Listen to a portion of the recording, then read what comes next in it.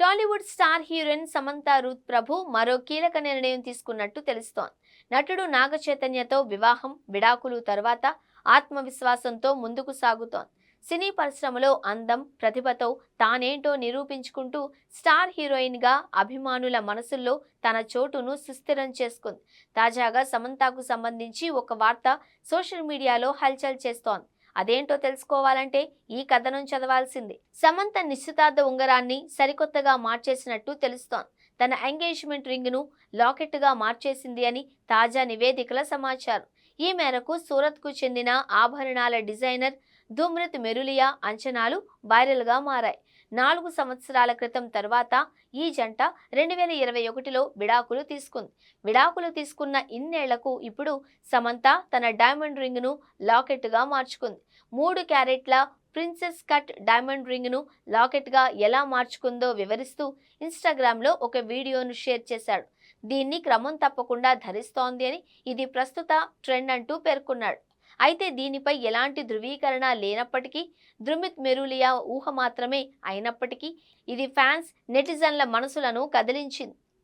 కాగా 2024లో సమంత తన wedding gown అవార్డుల వేడుక కోసం కొత్తగా డిజైన్ చేయించుకుంది.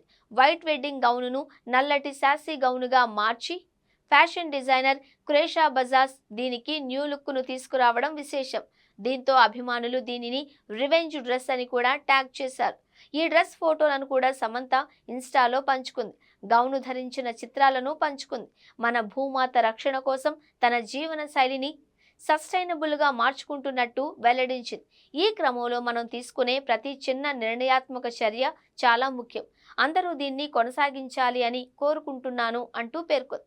అంతేకాదు, విడాకుల తరువాత సాధారణంగా ఒక అమ్మాయి సెకండ్ హ్యాండ్ ఆమె జీవితం వృధా అయింది లాంటి ముద్రలు వేస్తారు. ఇది ఆమెకు, ఆమె కుటుంబానికి కూడా చాలా ఇబ్బంది.